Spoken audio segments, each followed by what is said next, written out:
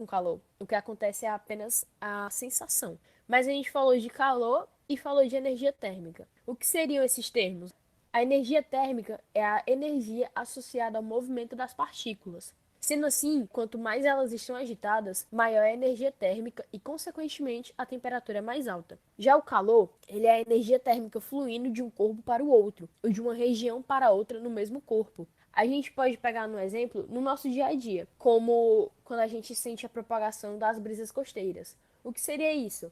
De dia, o ar fica mais quente sobre a Terra, pois ela se aquece mais rápido que a água durante o dia. Desta forma, o ar quente sobe por convecção e o ar frio sobre o mar movimenta-se para ocupar o lugar do ar quente, formando assim as brisas marítimas. À noite, o processo é o inverso, pois a Terra esfria muito mais do que a água. A gente também pode pegar como exemplo o ar-condicionado. Como o aparelho de ar-condicionado ele possui a funcionalidade de esfriar o ar no interior de algum cômodo, ele sempre é instalado no alto, pois o ar frio desce mais denso e o ar quente sobe menos denso, fazendo então que o ambiente fique resfriado por convecção. Então, podemos concluir de que não estamos sentindo calor e não estamos sentindo frio, apenas estamos sentindo a troca de calor que o nosso corpo está fazendo com o ambiente, mas não necessariamente que estamos com calor.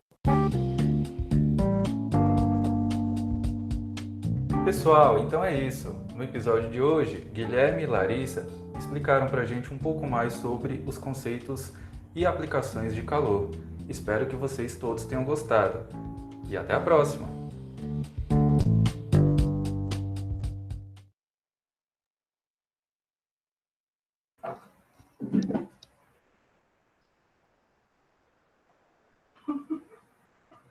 E aí, galera, boa tarde! Boa tarde, Boa professor. tarde. Boa tarde, professor. Vamos que vamos. Semana agitada, curta, no instante ela vai passar, vocês vão ver. E hoje muitas provas. Desde ontem. É isso aí, Yasmin. Vamos se acostumando. Então, galera, hoje a gente tem bastante coisa aqui, tá? Nós vamos terminar primeiro as questões que nós começamos na aula passada, tá? Paramos aí na questão 6. E aí a gente vai ver duas simulações de astronomia, desde Kepler e órbitas. E depois a gente vai fazer uma dinâmica no Quizzes, que é uma outra plataforma que eu gosto também e ainda não apresentei para vocês. Mas é isso aí, vai ser bastante interessante hoje. Espero aí a participação de vocês, beleza? Então, confirmem para mim se vocês estão vendo aí na tela o slide projetado. Dá para ver. Então, Ok, então vamos começar, tá? Questão 6, valendo 1 ponto. A figura mostra uma parte do céu, tal como ele é visto no Rio de Janeiro, no dia 17 de maio de 2019, né? Às 1h da manhã.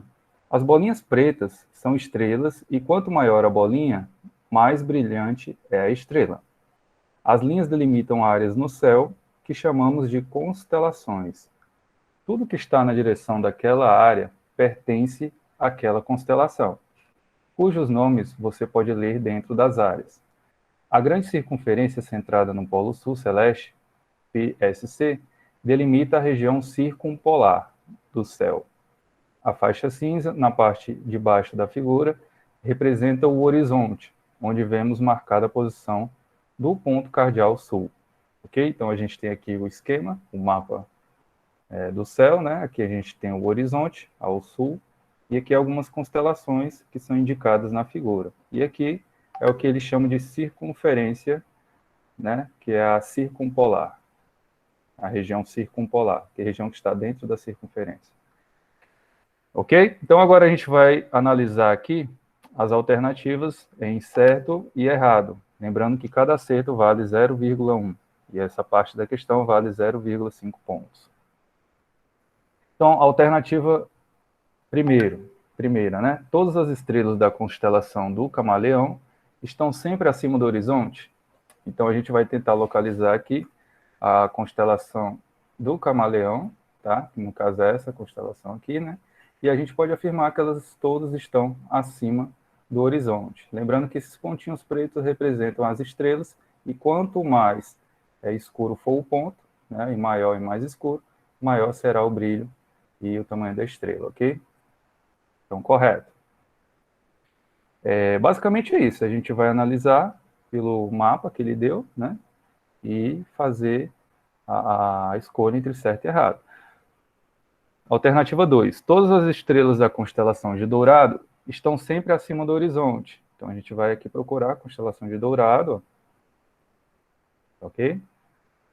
E aí a gente pode dizer que é falso, porque nós não podemos afirmar que existam todas as estrelas acima do horizonte aqui. Tá? Não tem como afirmar, tem uma parte aqui que a gente não consegue afirmar essa veracidade, tá? Em poucas horas, a constelação do Cruzeiro do Sul estará completamente abaixo do horizonte. Isso é verdade, ela está aqui próxima ao horizonte, então, quando o cipó o movimento de translação e rotação da Terra, né, a gente vai ter o movimento dessa parte do mapa mais abaixo, da linha do...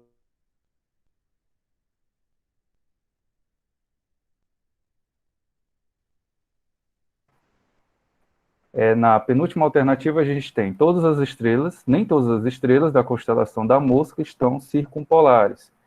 Então, procurando aqui a constelação da Mosca, né? Então, a gente repara que... Tarde. Boa tarde. A gente repara que tem algumas estrelas que estão fora do círculo, né, indicado aqui, que ele chamou de circumpolar. Então, tem algumas estrelas aqui, ó, nessa região da constelação que estão fora, né? Então, a gente vai dizer que isso é verdade. E, por fim, o céu todo nos parece girar em torno de um ponto dentro da constelação do Oitante. Isso é verdade, né? A Oitante está aqui no centro do nosso mapa. Então, basicamente, algumas questões da OBA, pessoal, é analisar figura, né? É analisar exemplo resolvido, né? Muitas vezes a gente nem vai precisar saber de cor essas equações, essas questões, tá? A gente pode, muito bem, pelo enunciado, tirar as nossas próprias conclusões e conseguir resolver a questão com um pouco de calma. Então, indo para a segunda parte da questão, é bem interessante essa parte. Indicar com a letra grega alfa e uma seta a estrela mais brilhante da constelação do Triângulo Austral. E aqui a gente nem precisa saber que constelação é essa, né? Às vezes a gente nunca nem ouviu falar dessa constelação, mas que nessa questão aqui, ó, a gente consegue facilmente, através do enunciado, identificar, né, a estrela mais brilhante dessa constelação. No caso, é uma estrela mais escura aqui, ó, o ponto mais escuro, que é essa átria, que também é circumpolar, e indique com a letra grega beta e uma seta a segunda estrela mais brilhante da mesma constelação e que não é circumpolar. Então, aqui não é circumpolar, ou seja, está fora dessa circunferência, né? Será essa estrela TRA. Só isso, professor? Exatamente, só isso. Tem questão que é só para você desenhar, só indicar na figura e você ganha a pontuação. Tudo bem? Vamos aqui para a questão 7. Agora é uma questão de paralaxe. Sabemos que os astrônomos podem usar medidas de radar, paralaxe e até as leis de Kepler para determinar a distância dos objetos do sistema solar. Sabendo a distância, podemos converter o tamanho angular de um corpo no seu tamanho físico, usando apenas a geometria. A figura a seguir traz um observador fazendo uma medida angular do diâmetro de um objeto cuja distância é conhecida. No desenho, uma grande circunferência foi centrada no observador, passando pelo objeto. Tá? Então, a gente tem aqui o esquema, né? A circunferência, 2π vezes a distância, a gente tem aqui um certo deslocamento angular, que a gente chama de diâmetro angular, né? E nós temos aqui um objeto distante do observador, o observador aqui no centro da nossa circunferência. Então, pela geometria, a gente tem a razão entre o seu diâmetro real e o comprimento total da circunferência, que é 2π vezes a distância ao objeto. No caso, seria o nosso raio da circunferência, tá certo? Isso deve ser igual à razão entre o diâmetro angular observado e o giro completo de 360 graus. Então, isso aqui foi dado na questão para a gente, tá? E o diâmetro sobre 2π vezes a distância, que é aquele 2πr, né? No caso da circunferência, seria o comprimento. Então, a gente teria o diâmetro angular dividido por 360. Essa é a nossa regrinha de 3. Pergunta. Medidas feitas com radares mostram que a Lua está a uma distância de aproximadamente 384 mil quilômetros da Terra. O diâmetro angular medido da Lua vale aproximadamente 0,5 graus. Calcule o diâmetro físico da Lua através da equação acima. Tá? Para facilitar a conta, a gente vai usar π igual a 3. E aí, professor, como é que eu faço essa questão? Então, a gente usa aquela equação do slide passado, e a gente vai obter que o diâmetro, então, da Lua, né, é igual a 2π vezes a distância, aquele R lá, né, vezes a razão entre a abertura angular, diâmetro angular, né, dividido por 360. Tá? Claro que aqui eu estou isolando a variável que eu quero determinar. Então, eu vou ter a aproximação de π igual a 3, 2 vezes 3 igual a 6, 6 vezes 384 mil, vezes 0,5 sobre 360. Então, fazendo essas continhas aí, a gente chega a 3.200 quilômetros. Tá? Isso aí é aproximadamente o diâmetro da nossa Lua, do nosso satélite natural. Ok? Já na segunda parte da mesma questão, nós temos o seguinte. Através da mesma equação, calcule o diâmetro angular da Terra vista lá da Lua pelos astronautas da Apollo 11. Para facilitar a conta, a gente vai usar novamente π igual a 3. Então, dado o diâmetro da Terra, 12.800 quilômetros. Tá certo? Claro que isso daqui é a nível do Equador, tá, pessoal? A Terra ela não é perfeitamente esférica. Então, o diâmetro médio é da ordem de 12.800 quilômetros. Pois bem, para achar o diâmetro angular, o que a gente vai fazer? A gente vai fazer o diâmetro vezes 360, dividido por 2π vezes a distância. Perceba que eu ainda estou na mesma equação, eu só rearranjei aqui as variáveis, porque eu quero, nessa parte, calcular o diâmetro angular, né? Uma vez tendo o diâmetro e tendo a distância entre Terra e Lua. Certo? Então, eu vou substituir aqui os valores, ó. O diâmetro 12.800, diâmetro da Terra, agora a gente está vendo lá da Lua, vezes 360, dividido por 2 vezes 3, que é a aproximação que ele deu, vezes a distância entre Terra e Lua, 384 mil quilômetros. Então, fazendo essas continhas, a gente chega em 2 graus. Tá? Essa aí é o que ele chama de abertura angular, ou diâmetro angular, né? Pessoal, esse esquema ele é muito usado para calcular distância, né? É o famoso paralaxe, tá? Então, para as distâncias muito grandes, essa abertura angular ela é bastante utilizada, o diâmetro angular. Então, é uma questão bem impossível de prova, tá? Essa questão aí. Então, vamos para aqui, para a questão 8. Daqui em diante, a gente tem mais questões de cálculo agora, tá? A empresa Visiona Tecnologia Espacial S.A. de São José dos Campos, São Paulo, está desenvolvendo o nanosatélite VCUB-1, que são nanosatélites de artefatos espaciais, com massa entre 1 a 10 kg, com capacidade de oferecer serviços que até o final do século passado, somente grandes satélites eram capazes de prover. O VCUB-1 é baseado no padrão CubeSat, onde cada unidade é formada por cubos de 10 centímetros de aresta. O VCUB-1 é formado por 6 desses cubos, possui 10 kg de massa e operará em uma órbita polar de 500 km, que é a altura H de altitude, né? Então vamos à pergunta. O VCUB-1 é equipado com uma câmera ótica de 3,5 metros de resolução, representada por D na figura. Então aqui a gente tem aqui a figura, que é o VCUB-1, a gente tem a câmera ótica, né? Que vai funcionar aqui para a gente como se fosse uma câmera escura, e aqui é a geometria do problema.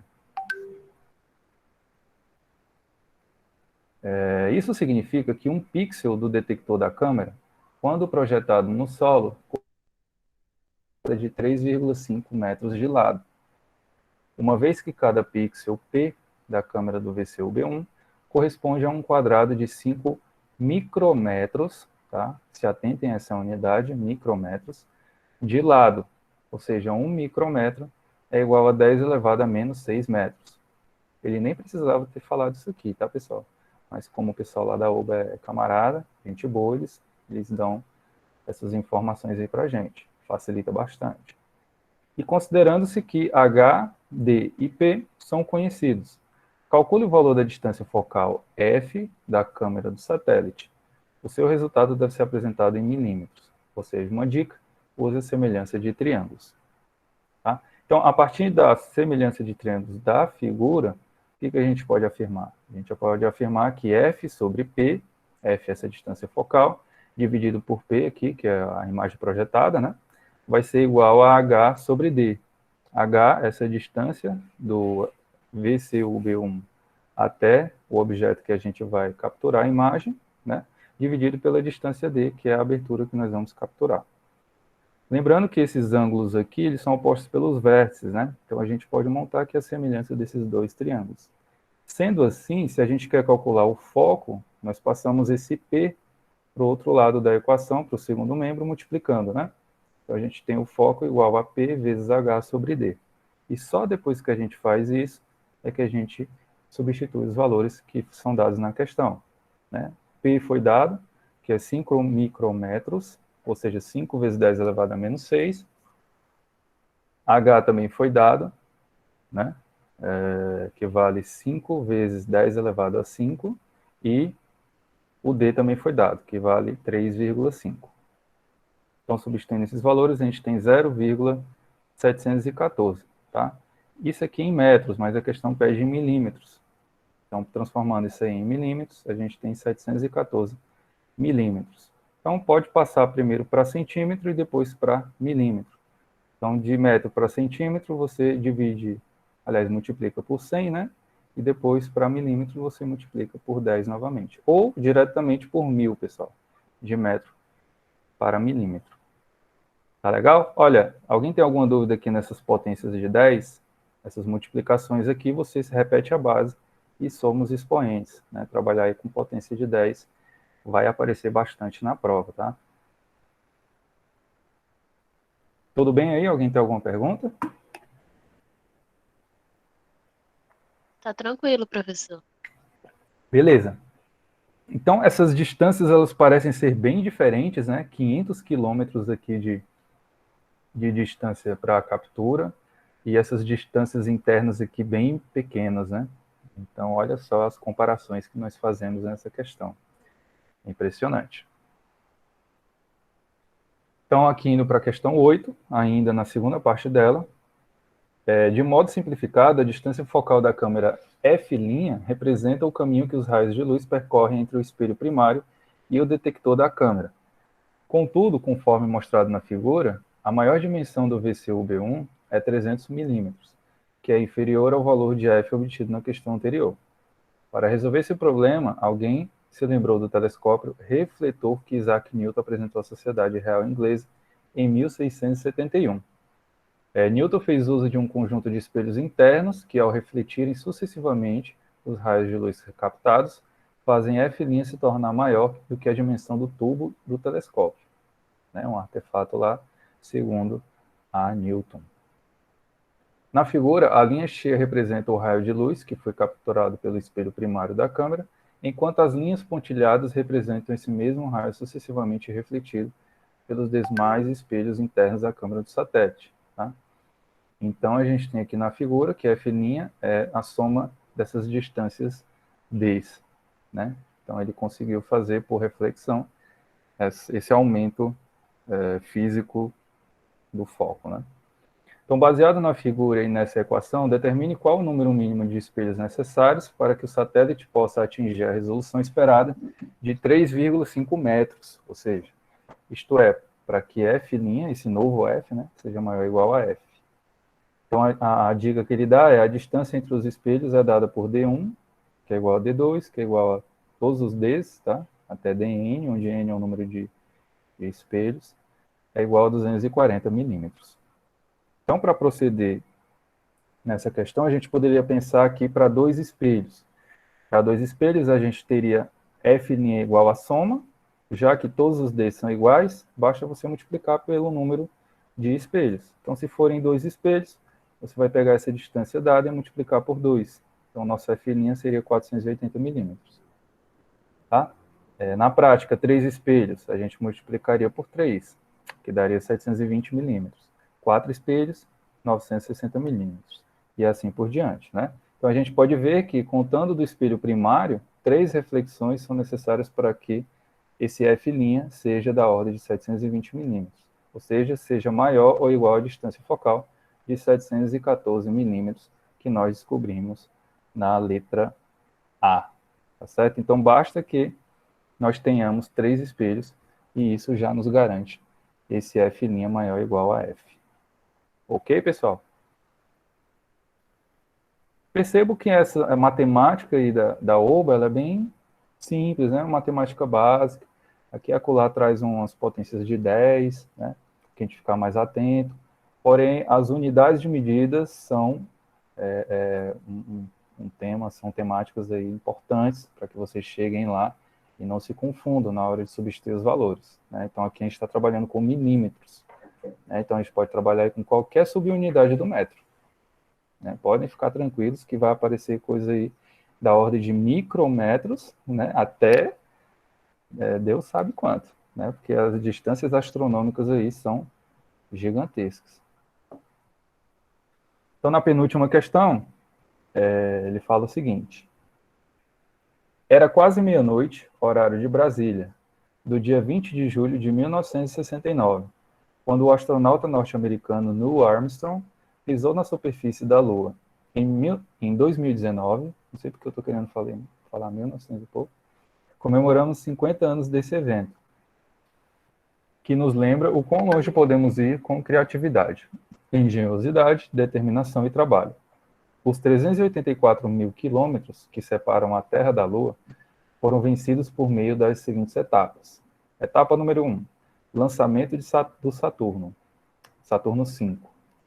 Etapa número 2, órbita da Terra. Etapa número 3, período de injeção na trajetória translunar. Etapa número 4, órbita da Lua. E etapa número 5, o pouso lunar, mostrados esquematicamente aqui na nossa figura, né? Então, a gente tem a etapa 1, aqui no lançamento, etapa 2 na órbita, etapa 3, velocidade de escape, etapa 4, que é já na órbita da Lua, e etapa 5, o pouso, né? Então, vamos à pergunta. O primeiro estágio do Saturno 5 é composto de 5 motores F1. Cada um desses motores produz um empuxo E, que é uma força de 6.900.000 newtons. Nossa, muito grande, né? Considerando que a massa M inicial de Saturno 5 é de 3 milhões de quilogramas e que G, que é a aceleração da gravidade da Terra, né, aproximadamente 10 metros por segundo ao quadrado, calcule a aceleração inicial no Saturno 5 em metros por segundo ao quadrado. Então, o que a gente vai fazer? Seguindo aqui a dica dele, nós vamos utilizar a segunda lei de Newton e considerar que apenas as forças de empuxo e peso atuam sobre o foguete, que voa sempre na vertical. Então, no lançamento, a gente tem 2 forças atuando, pessoal. O empuxo, tá? E o peso. Como o peso atua para baixo, no sentido da direção da Terra, sentido, né? Em direção central da Terra, ele vai ser menor porque a gente tem uma força resultante para cima. Então, logo o empuxo, que é o que faz com que o foguete de fato saia da órbita da Terra, né, saia do solo, ele vai ser maior, vai ser superior a esse peso. Então, isso vai ser o resultado da nossa força resultante, né, que é a massa vezes a aceleração, dada aí pela segunda lei de Newton. Então, a gente tem aqui o foguete, a gente tem essa força 5 vezes o empuxo, e para baixo, a gente tem a força peso, tá legal? Então, 5 vezes essa força E, que ele chamou, que é o empuxo, menos mg, que é o peso, vai ser m vezes a, que é a aceleração do foguete. Então, se a gente quer calcular esse a, que eu vou fazer? A gente passa esse m aqui dividindo, vamos ter 5 vezes E menos menos mg sobre m, então esse m do g aqui a gente cancela com m de baixo. A gente pode reescrever dessa forma aqui. Substituindo os valores que foram dados aqui na equação, na questão, né? No enunciado, a gente tem 5 vezes 6.900.000 dividido por 3 milhões menos 10. Isso aí vai dar na ordem de 11,5 menos 10, que dá 1,5 metros por segundo ao quadrado. Parece pouco, mas não é, tá? Não é pouco.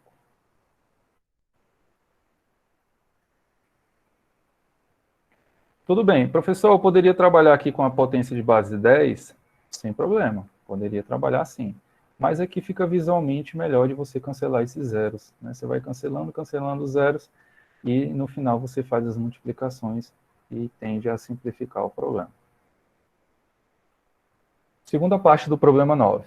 O valor da aceleração que você obteve acima só é válido para o primeiro instante de voo, porque a partir da ignição dos 5 motores F1 que equipam o primeiro estágio do Saturno V, sua massa é reduzida à taxa de 15.000 quilogramos por segundo,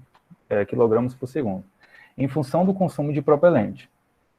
Sabendo que os 5 motores F1 funcionam por 160 segundos, qual será a aceleração de Saturno V quando tiverem transcorrido 100 segundos de voo? Em seus cálculos, considere sempre G igual a 10 metros por segundo ao quadrado e o empuxo dos motores não varia com a altitude. Tá, então vamos calcular o quê? Né? Vamos calcular semelhante ao que a gente fez na primeira parte, né? Só que será necessário a gente diminuir a massa total que ele perde nos 100 segundos, pessoal. Então, qual é a massa que ele vai perder? Bom, se a velocidade de perda de massa é de 15.000 quilogramos por segundo, em 100 segundos ele vai perder 1 tonelada, aliás, 1.500.000 quilogramas, né? Que dá 1.500 toneladas aqui, que é a metade da massa inicial do Saturno V. Então, basta multiplicar essa velocidade pelo tempo, né? Velocidade de perda de massa. Então, a gente vai ter o quê? A gente vai ter a massa dele, vai ser a massa inicial menos a massa de perda, que na verdade é a metade, né? Então, o nosso empuxo, novamente, menos o nosso peso vai ser a massa vezes a aceleração. O nosso empuxo a gente já sabe que é 5 vezes aquela força lá que ele deu, menos agora a nova massa vezes a gravidade, igual a massa vezes a aceleração. Então, refazendo aqueles mesmos cálculos para a nova massa, a gente vai obter 23 menos 10, tá? Que dá igual a 13 metros por segundo ao quadrado. Então, percebam que a aceleração agora aumentou drasticamente, né? De 1,5 para 13 metros por segundo ao quadrado. Então, aquela primeira parte em que o foguete começa a sair do solo, né?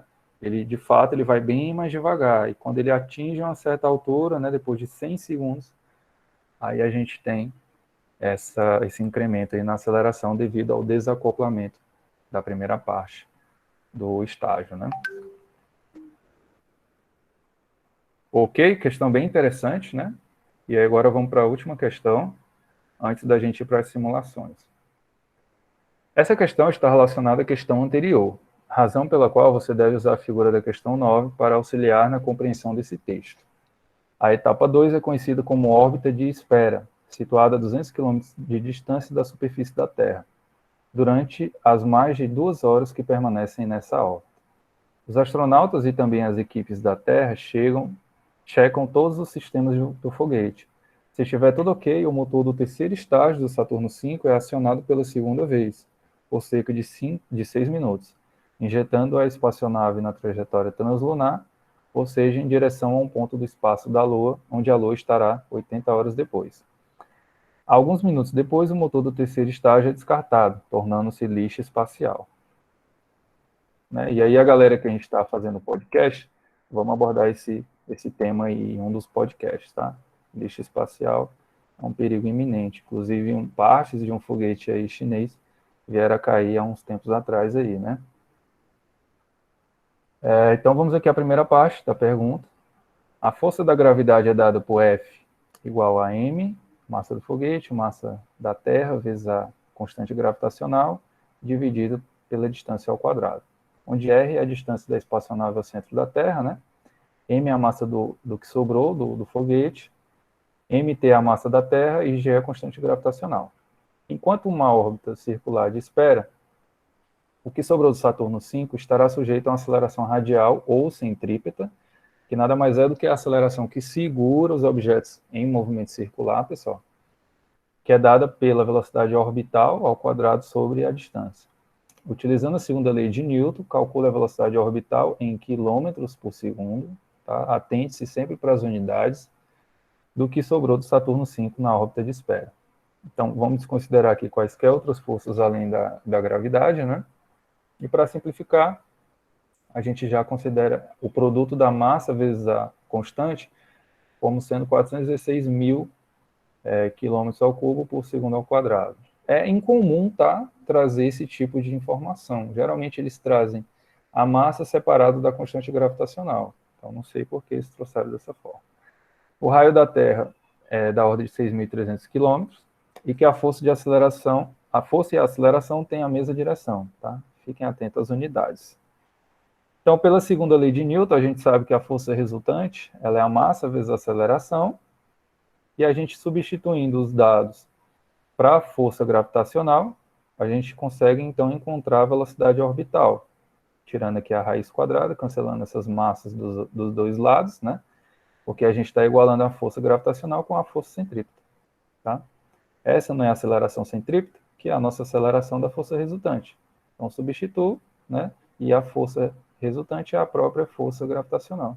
Então, a gente pode cancelar essas massas e obter a velocidade orbital, passando esse R para o outro lado, cancelando também, eu vou ter aqui R em cima e R ao quadrado embaixo, a gente simplifica esse R, vai ficar só R embaixo, aqui, ó, e tira a raiz quadrada, né, uma vez que ela está ao quadrado, e a gente vai obter raiz de mtg sobre R. Essa grandeza ele deu, 416 mil, e o raio é 6.300. Então, vamos substituir e tirar a raiz quadrada. Tá? Esse R é o raio da Terra mais a distância da órbita de espera à superfície terrestre. Aqui do enunciado da questão a gente tem que basta somar 200, né? Que ele deu aí na questão, que vale 200. Então, quando a gente faz isso, a gente tem 6.500, substituindo os valores lá naquela equação, raiz de 64, que é igual a 8 km por segundo.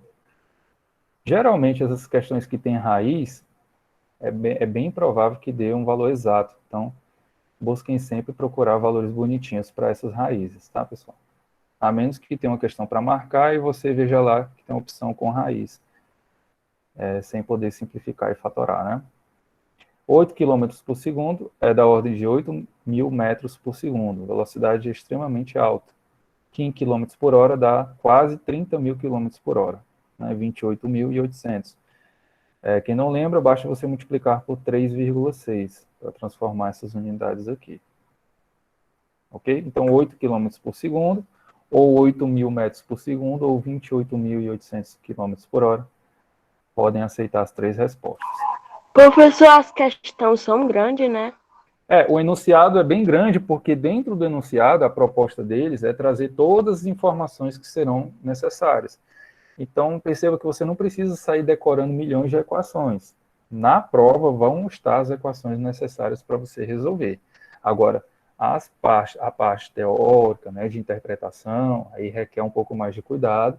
E, como eu falei, as unidades você tem que ficar atento, as unidades que eles estão pedindo, tá bom?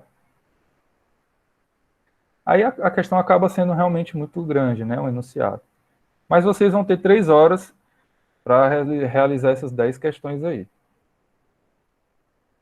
Então, para finalizar, uma estimativa para determinar o incremento da velocidade, que é a variação aí da escape e da orbital, né, é necessária a injeção na trajetória translunar, pode ser feita considerando como sendo a velocidade de escape do campo gravitacional terrestre, calculada na altitude da órbita de espera, menos a velocidade orbital do foguete nesse mesmo local. A velocidade de escape é a velocidade que um corpo precisa atingir para deixar um campo gravitacional terrestre, e chega ao infinito com velocidade nula. Isso equivale à velocidade inicial, que faz com que a soma entre a energia potencial gravitacional e a energia cinética seja nula. Então, calcule o necessário para que, a partir da órbita de espera, a velocidade de escape seja atingida. Então, a velocidade de escape é aquela velocidade mínima na qual a gente precisa ter para poder sair da órbita, vencer a ação da gravidade, pessoal. Então, as energias cinéticas e potenciais são dadas por energia cinética, é massa vezes a velocidade de escape ao quadrado sobre 2, e energia potencial é menos o produto das massas, né, do foguete, da Terra e a gravidade não, desculpa, a constante gravitacional, dividido pela distância entre eles. Aí vamos fazer uma aproximação. Pronto, ó, o que eu disse para vocês, né? Se aparecer aqui em termos de alguma raiz, ele vai pedir para você aproximar. Então, de acordo com o enunciado, a gente vai fazer o quê? Essas energias, variação de energia cinética, né? Elas vão ser, digamos que, iguais. Na verdade, aqui é energia cinética mais energia potencial, tá bom? Então, desconsidera aqui essa segunda cinética. Então, a energia cinética depende da velocidade de escape, como ele disse aqui, né? E a potencial depende, como ele falou aqui, a potencial gravitacional. Então, na verdade, as duas são iguais. Então, quando a gente iguala as duas, a gente consegue tirar a velocidade de escape. Basta você passar esse termo aqui, m, produto dos m's vezes g sobre r, para o outro lado da equação.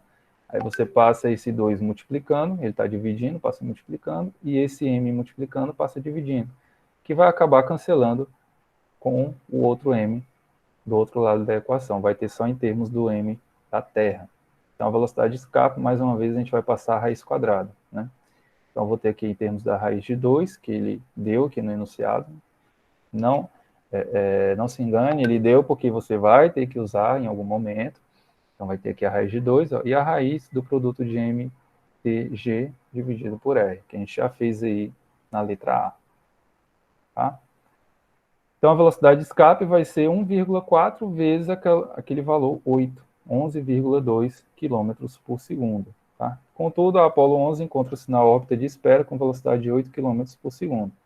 Então, dessa forma, o incremento da velocidade adicional para escapar à gravidade terrestre e encontrar-se a Lua será a diferença dos dois, claro, 3,2 km por segundo, que em metros por segundo dá 3.200 metros por segundo, que dá igual a 11.520 km por hora. Velocidade ainda muito alta, né?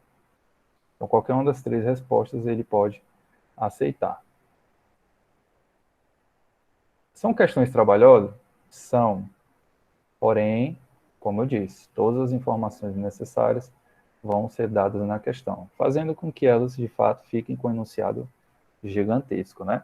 Então, essa foi a prova aí de 2019, galera. Esse é mais ou menos aí o nível que vocês vão se deparar aí de prova esse ano. E aí eu vou passar para vocês agora duas simulações sobre astronomia, sobre gravitação. A primeira delas é sobre as leis de Kepler. Tá legal? Alguém quer falar alguma coisa, perguntar alguma coisa? Professor, é importante a gente estudar as leis de Kepler para a prova? É bom, se você já tiver estudado, já tiver visto, é bom dar uma revisada no conteúdo de leis de Kepler Professor, e gravitação universal. Oi? em todas as questões vai ter cálculo? Não.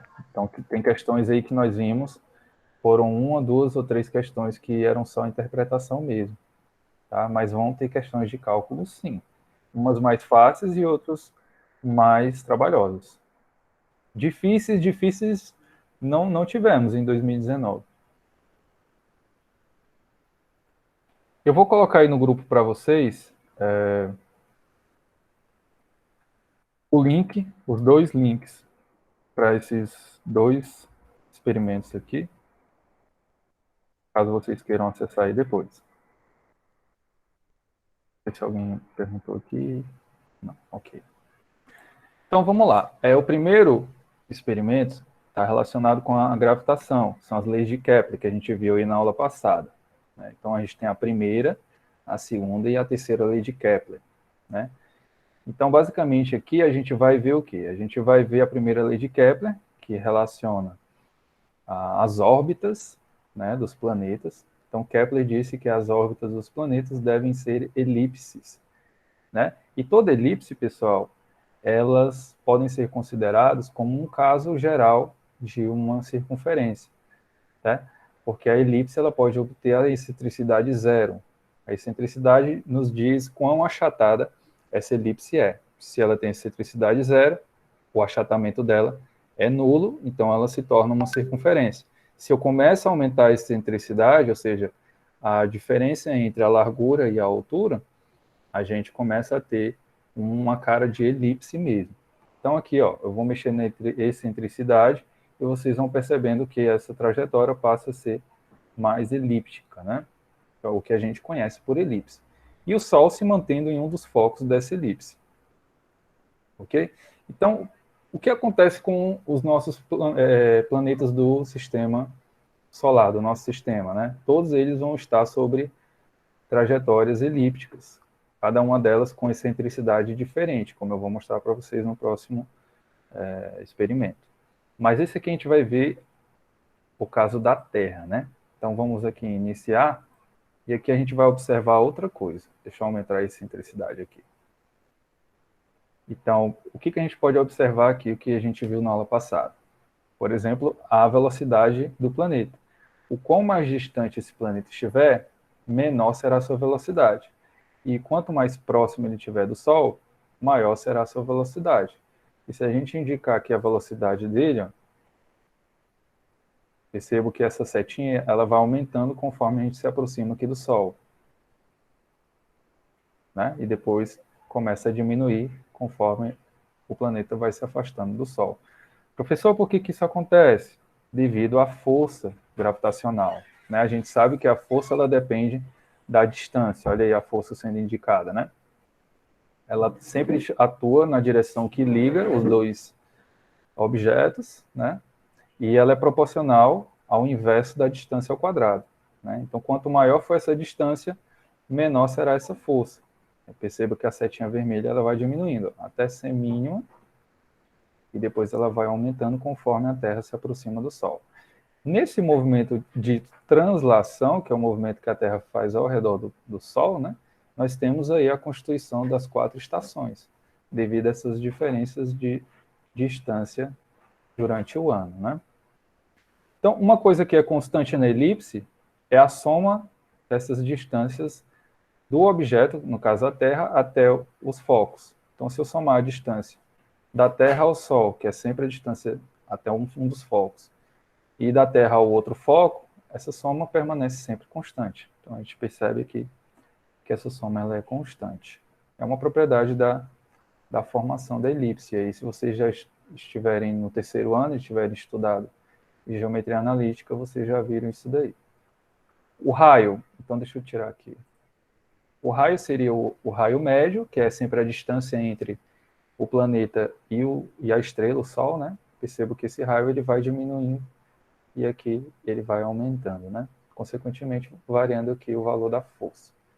E o que é o periélio e o afélio? Eu disse para vocês que o periélio, né, vem de perto, aqui o prefixo perto, é a distância mais próxima da Terra ao Sol, e o afélio é a distância mais distante, afastada, né? Então, a distância média ela é como se fosse a soma do periélio e afélio dividido por 2. Deixa eu ver se tem mais alguma coisa aqui para mostrar. O eixo maior, o eixo menor. Então, o eixo maior, logicamente, é essa abertura, e o eixo menor, a abertura vertical. Aqui os focos. E é isso. A gente pode alterar aqui a excentricidade, ó. No começo, achava-se que era circular, né? Pode falar. Tem alguma forma para desenvolver o raio do assim, do afélio, do periélio? Uma forma para a gente desenvolver o O cálculo. raio. Algum cálculo tipo do raio. O raio ele é considerado como sendo a média, né? Entre a distância afélio e periélio. Tanto que você pegar o raio periélio e o raio afélio para uma circunferência, na verdade você está tomando o diâmetro da circunferência. E o diâmetro dividido por 2 é o próprio raio. Então, se a gente fizesse uma excentricidade aqui maior, deixa eu tirar aqui os eixos. Se a gente somar o periélio com o afélio e dividir por 2, a gente tem o chamado raio médio. tá? Mas esse raio aqui, para calcular esse raio aqui, é só com o valor da força mesmo. Com o PRL e a Félia, a gente consegue calcular ele somando, na verdade, as distâncias focais, ó, que eu mostrei aqui para vocês. A gente precisaria ter ponto a ponto as distâncias focais. E aí a gente utilizaria a equação matemática da elipse, né? A equação da elipse, que aí não é tão simples. A gente só vê isso em geometria analítica no terceiro ano, né? Aqui é a equação da elipse. X ao quadrado sobre A ao quadrado, mais Y ao quadrado sobre B ao quadrado igual a 1.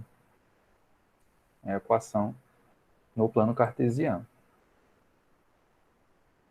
Tá legal? Agora, indo para a segunda simulação, a gente tem as órbitas dos planetas em termos das excentricidades. Então, aqui, indicando aqui Mercúrio, Vênus, a Terra. Percebam as excentricidades, ó, como são baixas, mas tem diferença entre elas.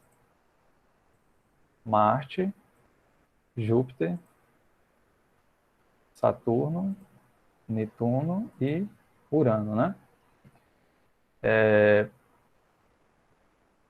Então, a gente pode observar aqui que tem alguns planetas que são mais rápidos e que têm trajetórias que são elípticas, mas com excentricidades diferentes. Então, por exemplo, o Mercúrio tem uma excentricidade aqui alta, 0,20, enquanto que Netuno, que é um planeta mais distante que o nosso sistema, né, desconsiderando Plutão, já que nesse sistema é da ordem de 0,009 a excentricidade.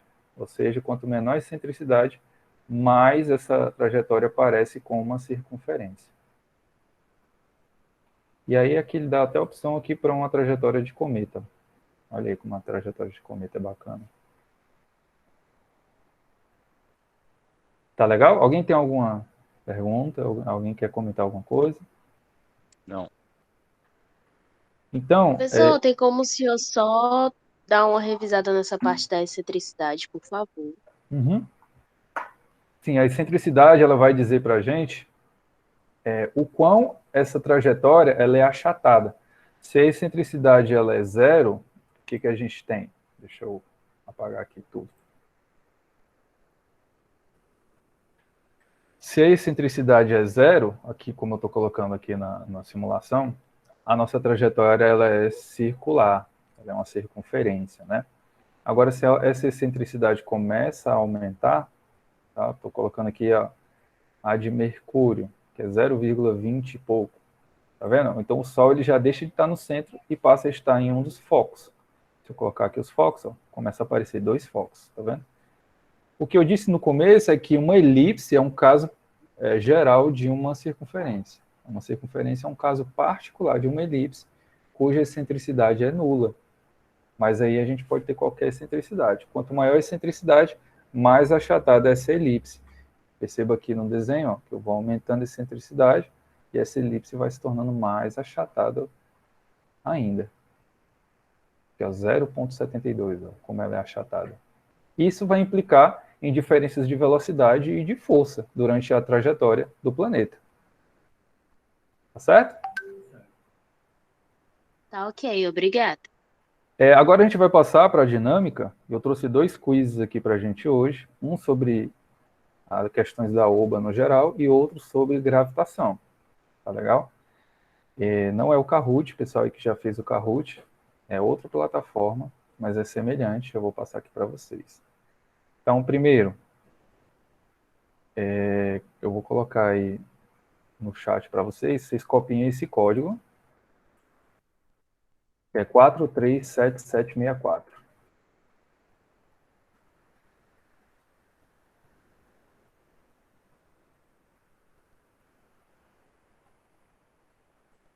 Você vai mandar o link, professor? E eu vou mandar o link aqui para vocês. Sim, vou mandar.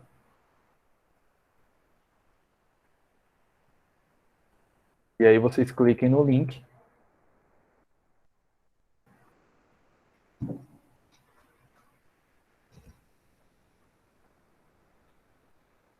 E aí coloquem um apelido para vocês participarem.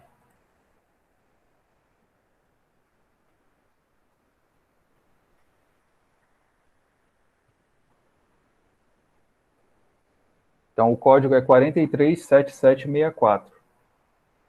E o link eu coloquei aí no chat para vocês entrarem.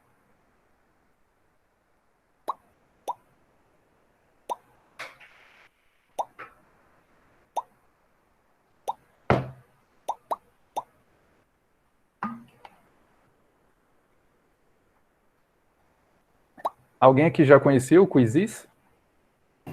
Eu já. Professor, você sabe me dizer se pode apertar Start? Não, eu vou colocar aqui o start. Então já entrou a Larissa, GNX, Giovana, Vitinho, Ivan, Queens Fog, Guerreiro da Boa Noite, o Diguera Seven, Jefferson, Ezequiel, Maria, Arthur, Felipe e o campeão. Vitória, Mai,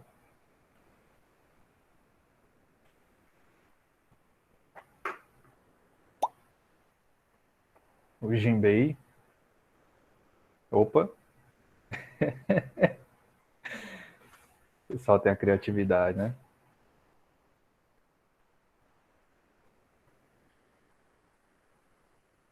E aí, vamos começar? Então vamos lá, vou dar start aqui. Sim.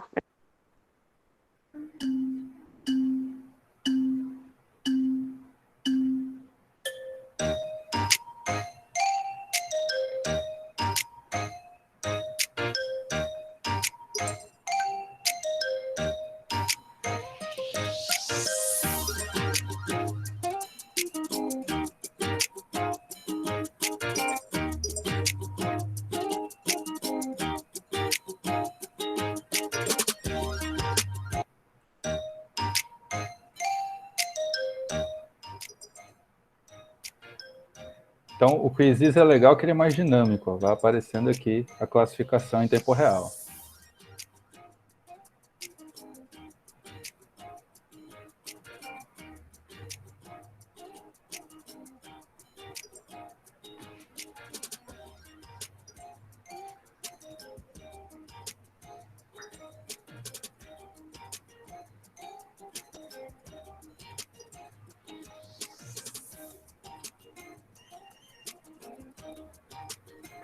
Dá um nervosismo, esse negócio é muito rápido. Eu acho que o meu deu um bug.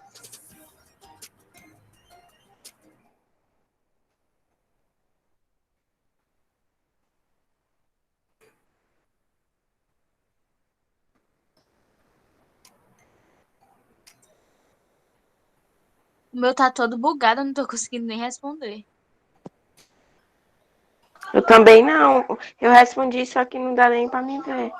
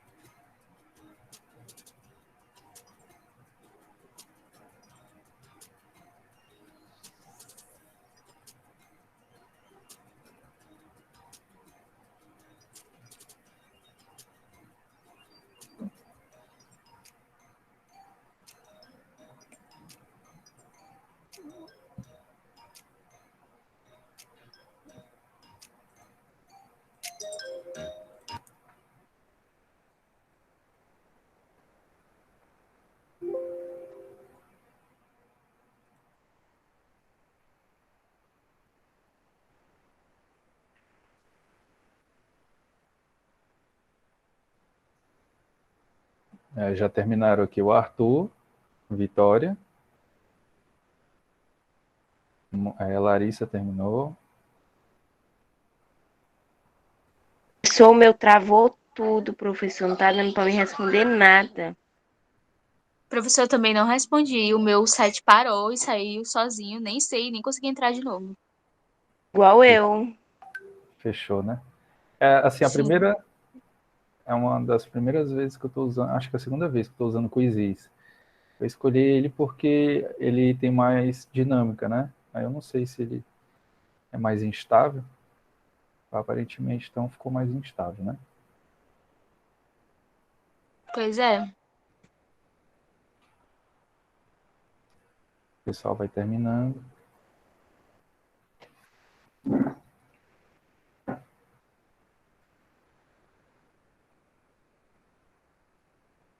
Esses negócios que atiçam a minha competitividade não dá certo não, professor. A Larissa falando aí, Larissa ficou em primeiro. Larissa por 10 pontos aí, brigando com o Ivan. Por 10 pontos ganhou, viu? Ô, sorte minha. Sorte não, meu filho, por favor. Né?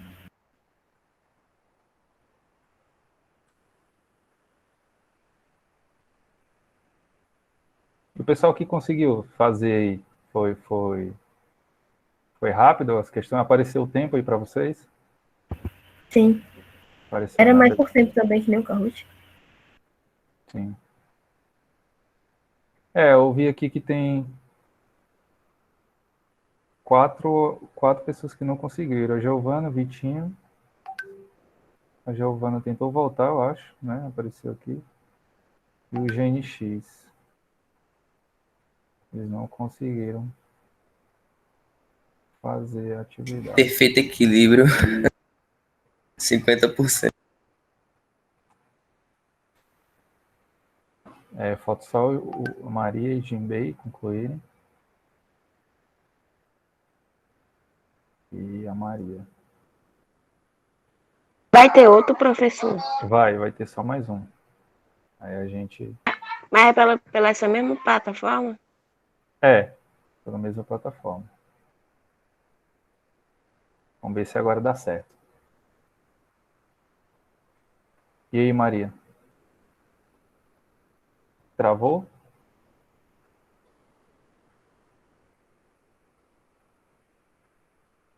Então, pessoal, ficou a classificação aí, ó. Mayala em primeiro, Ivan em segundo, Guerreiro da Boa Noite terceiro, Arthur em quarto, Maia em quinto, Campeão em sexto, a Vitória e o Queens Fog em sétimo, Ezequiel em oitavo, Felipe em nono, Jimbei em décimo, Digueira 7, 11º, Jefferson em 12º, Maria em 13º. Agora vamos tentar aqui Professor, fazer o próximo. Oi. quem tá em verde é o quê? O tanto de acerto que foi? Aqui em verde são os acertos sequenciáveis.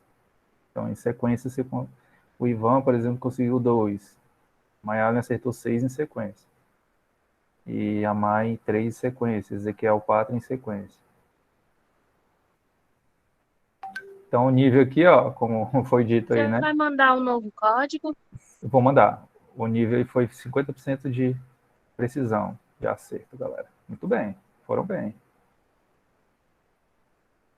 Show de bola. Agora eu vou mandar aqui o da próxima. Vamos ver se vocês conseguem fazer agora. Tem Por como ver favor, essas Cléber. perguntas depois, não, né? Essas perguntas desse site. Tem como. Eu mando para vocês. Tá certo. O código é 783098.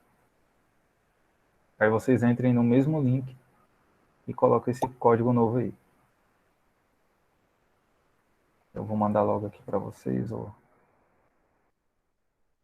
questões aí. Professor, você pode mandar o link de novo, que eu sem querer sair. Certo, eu vou mandar. Só um instante.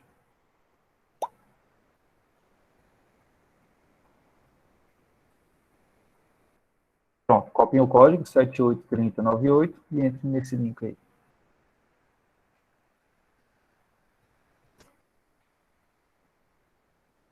E aí, quando vocês terminarem, a gente vai fazer a nossa foto aí da aula.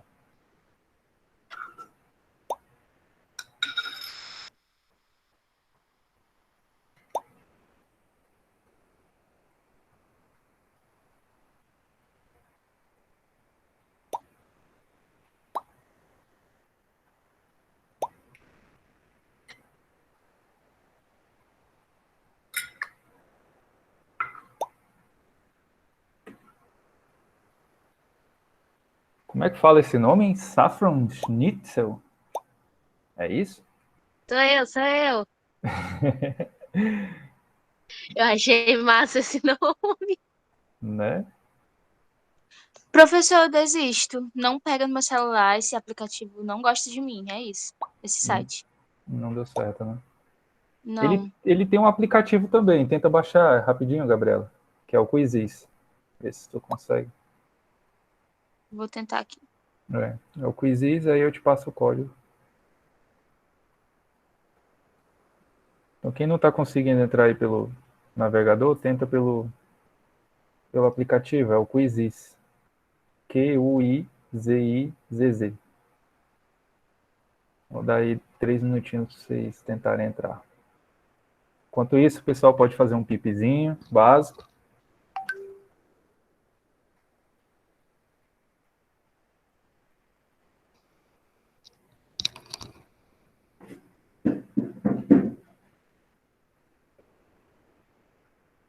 Professor, o meu também não entra. De jeito maneira. Professor, mas é porque vai demorar pra carregar e o pessoal já quer ir embora. Porque assim, já tá no horário, né? Eu tô baixando, mas como vai demorar, pode começar, sem problema.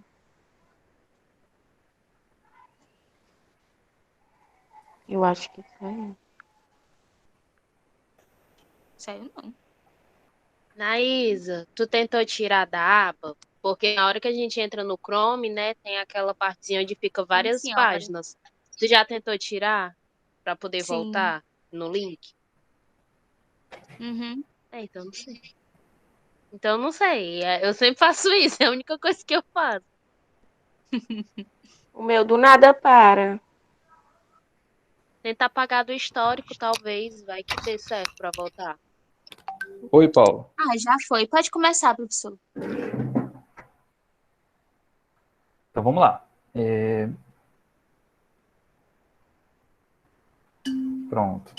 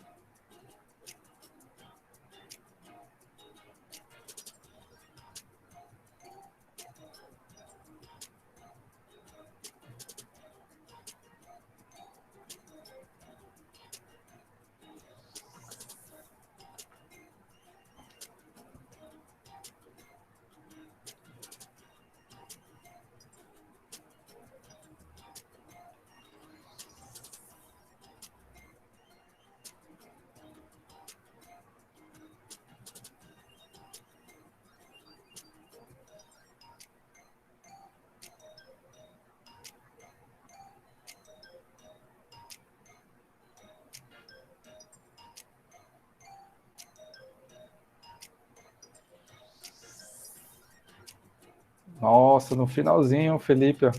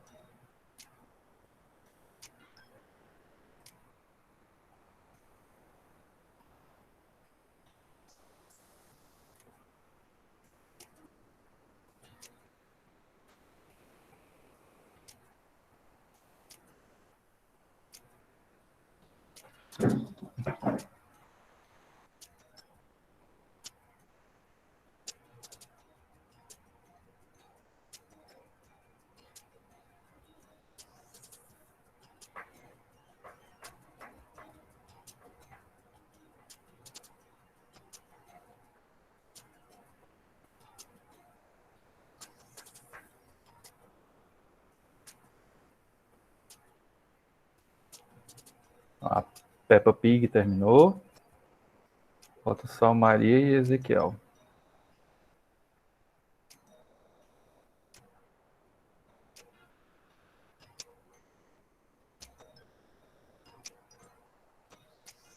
Ezequiel.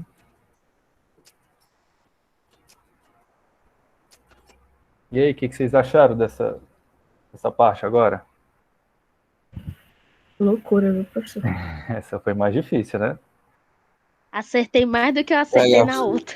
Essa tinha muito texto, né? E você Essa foi ficava meio assim. bacana. Aí, Ivan, Mayalen e, surpreendentemente, aí o Felipe na última questão.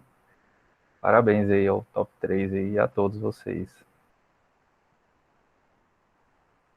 Aqui é o quadro com as questões, cada um acertou.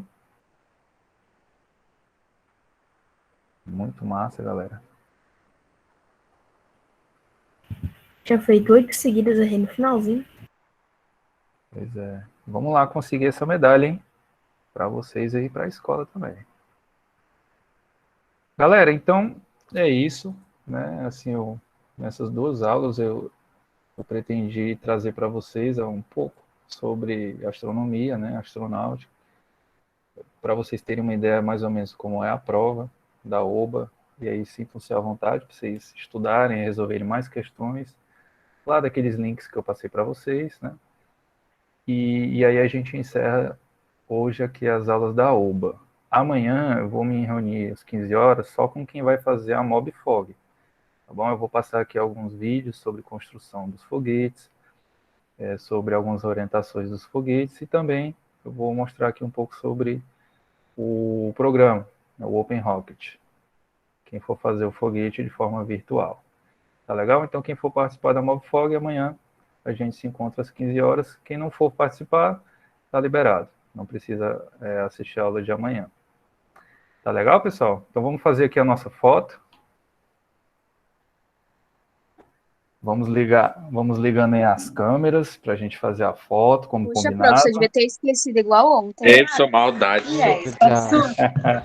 Olha aí, Hoje todo meu mundo cabelo com a não cara no amarrado. sol. E aí vocês batem também, que aí manda pro grupo. Aqui ficar mais legal, a gente posta lá no grupo Não me da escola. responsabilizo por sustos. Olha aí. Larissa em comemoração aí, ó, ganhou, né? Tá de camisa do camisa do Fortaleza, olha aí. Perfeito, tá até na blusa. Se preparou mesmo, né? Tá certo. E aí, galera, vamos aparecendo aí. Arthur, você não tá no espaço não, cara. Ezequiel. Que o tá dentro. Porque minha câmera não presta, não. Minha câmera não presta, não. Bora, Gabriela, bater essa foto. Paulo. Professor, só para assustar as pessoas, para que isso? Não precisa. Vamos lá, galera. Professor, você vai me perdoar, mas não vou ligar não, ó. Beleza, aí, a galera ligando aí. Olha aí, rapaz. Ai, que perfeita! Vamos lá, vamos Escutei printando aí a tudo da tela. Isa, comigo foi desligado. Ah, é? Printem também Esqueci. vocês, que aí vocês coloquem lá no grupo, Eu não sou você, perfeita. tá certo? Coitada. E aí, vamos dar um sorriso aí. No 3, 1, 2, 3. Beleza. Então é isso, galera. Muito obrigado aí pela participação de vocês. Eu desejo que vocês façam uma excelente prova. Tá? Vamos fazer com cuidado, lendo a questão devagarzinho. São questões longas, mas que trazem no enunciado, trazem consigo todas as informações que vocês vão precisar. Tá? Então vocês têm a oportunidade de tirar uma nota boa, trazer o certificado e a medalha aí, quem derem uma medalha de ouro aí para a escola e para vocês. Já pensou? Então é isso daí, galera. Eu espero que todos façam uma boa prova. E até amanhã, quem for fazer aí a Mobfog. A gente se encontra amanhã ainda. Valeu, professor. Até a próxima aula. Fiquem atentos no grupo, que eu vou postando as informações aí, o aplicativo, que na quinta-feira você já começa a fazer prova, viu? Beleza. Beleza, até mais. Obrigado, então. professor. Tchau, professor. Até mais. Tchau, tchau. Tchau, Boa tarde. Boa tarde.